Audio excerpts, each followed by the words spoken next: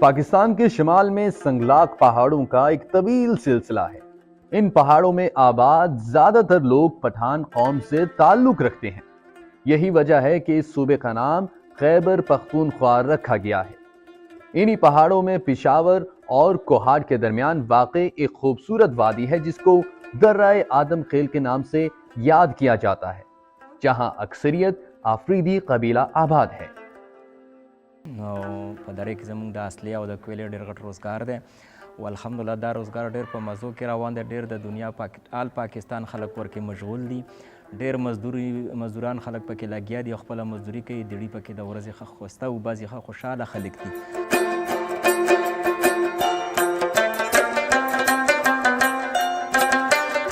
इल्हाकी पाकिस्तान के वक्त इस खित्ते के कुछ इलाकों ने मशरूते पाकिस्तान के साथ इल्हाक किया था, जिसकी बुनियादी शर्त उनकी आज़ाद हैसियत थी, जिसमें वो अपने फैसले जिरके के जरिए खुद किया करते थे। दर आदम खेल बहुत मेहमान नवाज लोग हैं और कबाइलों में हुजरे जुमात का ये सिस्टम सदियों से चला रहा है और कानूनी तौर पर उनको FCR कानून के तहत कार्रवाई का सामना करना पड़ता था। अफरीदी कबीला जो है ये 8 शाखों पर मुश्तमिल है। उसमें एक शाख दरादम खेल का है और दरादम खेल तकरीबन 13-14 किलोमीटर के मुरब्बा पर मुश्तमिल है। दर्राए आदम खेल एक खूबसूरत वादी है जो 2 पहाड़ों के दरमियान वाक़ है। यहाँ की वजह शोहरत असलहा साजी में उनकी कमाल महारत है।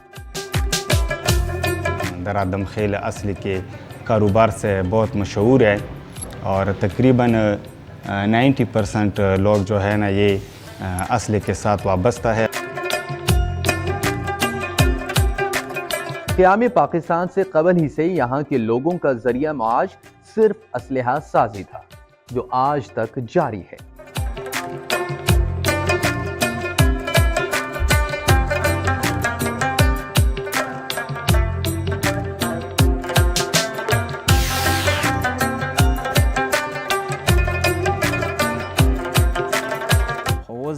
حکومت چې کم دی زموږ علاقه پسیمان د علاقه وه، ښایسته علاقه وه، پرامن علاقه وه، مهمان نوازه علاقه وه.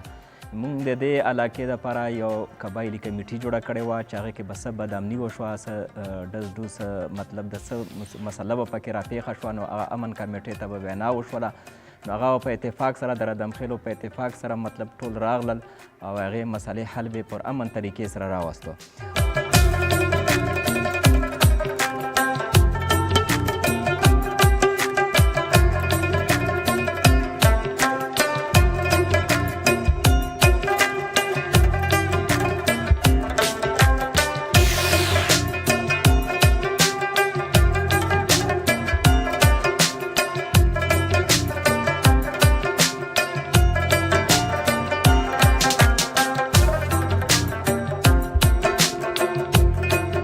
نو بس په دې ځای کې همدا وسلې کاروبار ده او دا تماچې چې کومې دي دا موږ پخپله تیاروو.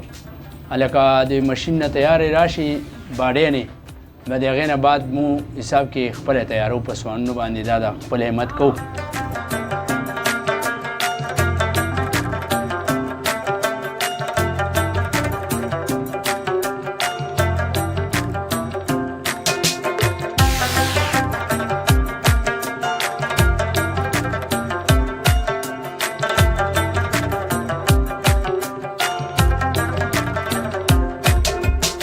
अपनी मदद आप के तहत ये लोग एक मामूली पिस्तौल से लेकर रॉकेट लॉन्चर तक का असलहा बनाते हैं और आलमी मियार का असला भी यहाँ पर तैयार किया जाता है।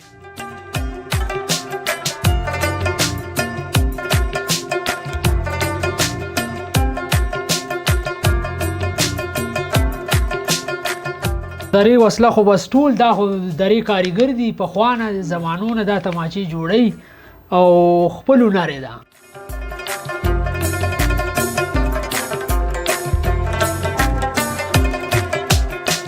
اوس هغه کمیټي ختمه شوله، وجه دا ده چې هغې کې چې کوم د اوس حکومت یی چې یارې دا علاقه موږ زم کوو، خو زموږ قبایل پې خوشحاله نه دي، یعنې رضا پې نه دي. ډېرې اوس هم یو کیس په عدالت کې چلیږي، خو زموږ خپل روزګار د اصلي چې کوم روزګار دی، د کویلې مو چې کوم روزګار دی، نو دا ډېر پر امن طریقې سره روان دی. داسې څه هغه خبره هم پکې نشته، مطلب دا چې کونډیاري حکومت ته څه نقصان دی.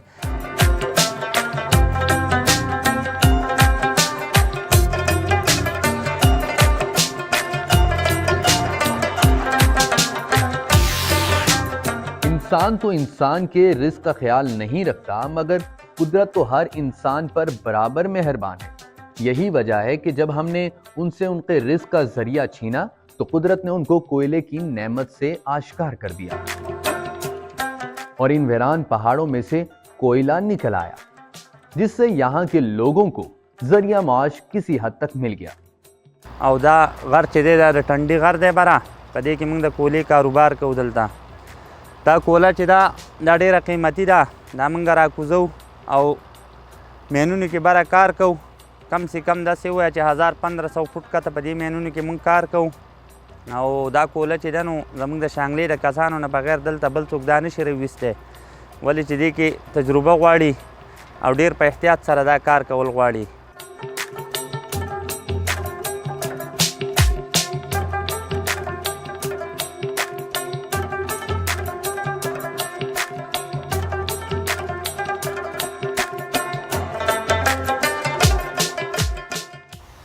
او بیا دا د الج په ذریعه باندې سر ته راخیږي او د هغې په ذریعه باندې دا په دې لیفانو باندې کته پیړې ته راکوزېږي دلته. او د دې ځای نه دا چې دي دا کسان دي دا لګیا دي، دو ترې را کچره لرکۍ او پاکه کوله چې کومه ده دا پرېږدي. د دې ځای نه دا کوله چې ده نو بیا بټو ته ځي او فیکټریانو ته ځي، ښه قیمت سره خرڅېږي او موږ ته پکې هم ښه مناسب طور دیاړي پاتې کېږي. د میاشتې په سر موږ ته زموږ حساب کتاب کېږي.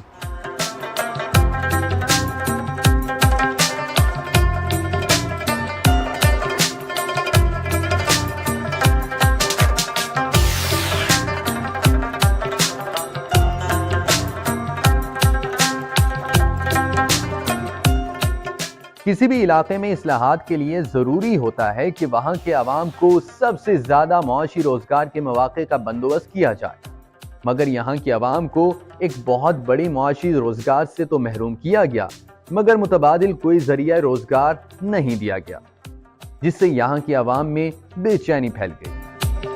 कोई भी इस्लाहात करने से पहले उसकी खदोखाल और अमली तौर पर निफाज के लिए मुकम्मल होमवर्क किया जाना बहुत जरूरी है, ताकि बाद में किसी किस्म की दुश्वारी पेश ना आए.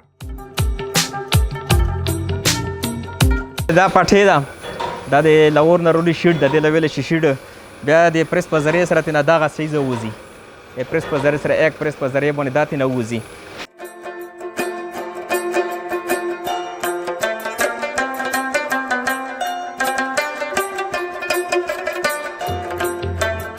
بیا یې هغې نه دغه شی جوړ شي، دا ډولکه موږ ورته وایو پښتو کې، دا ډولکه ترې جوړه شي.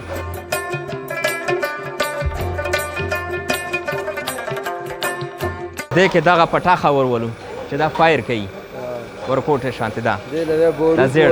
بیا دې کې دننه موږ بارود واچوو،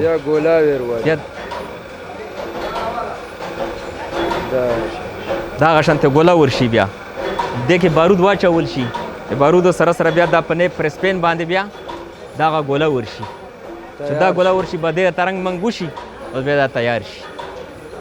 بل کله څوک زیړ رنګ کې غواړي، څوک سور رنګ کې غواړي، دا بس بیا الریډي دا تیاری فایر ته صفائی مفائی شي، پیکنګ یې وشي ډبو کې، بیا کټنو کې بند شي، بس بیا سپلای ته تیار شي. آپ لوگ لیتے ہیں.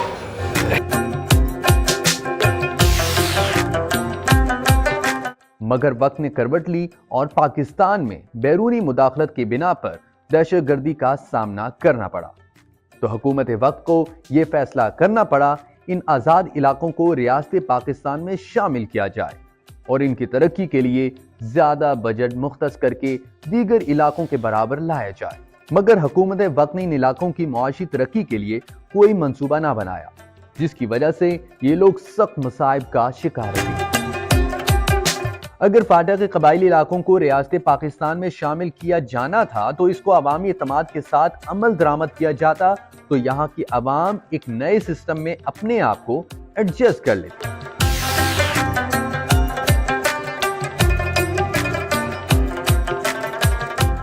यहाँ की अवाम इस तरह सोचती है कि जब हम आजाद थे तो हम ज्यादा महफूज थे, कभी कोई कत्ल की वारदात नहीं होती थी, हालांकि फायरिंग के बहुत बड़े बड़े मुकाबले होते थे मगर खूनरेजी नहीं होती थी।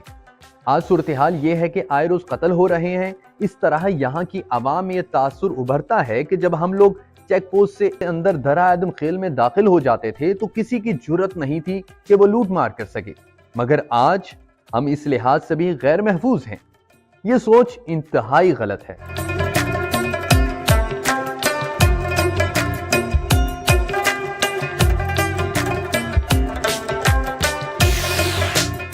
अदालती निज़ाम जो है ये हमारा बहुत सस्ता निज़ाम चल रहा था।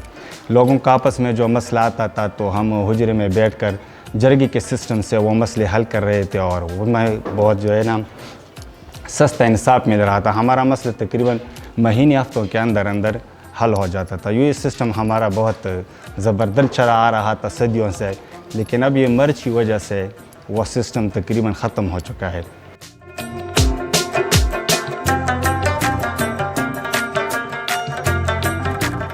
दरा आदम खेल की आवाम मुहिब्बे वतन पाकिस्तानी है और अगर हुकूमत अक्लमंदी का मुजाहिरा करे तो इन लोगों की हुनरमंदी से इस्तेफादा करके बहुत बड़ी मिकदार में ज़र मुबादला कमाया जा सकता है। او بل حکومت ته دا اپیل کوو چې زمونږ کومه قبایلي علاقه ده نو مطلب د دوی لکه تاسو ترقي ورکوئ نو ترقي ورله ورکئ، دا ضم کېدل تعداد ختم کړئ او خپله چې کوم حالات دي په کوم ځای باندې روانه ده نو دا ډېره په هغه روانه ده۔ अभी हुकूमत वक्त पर मुनहसिर है कि वह इन लोगों की हुनरमंदाना सलाहियतों से क्या इस्तेफादा हासिल करती है।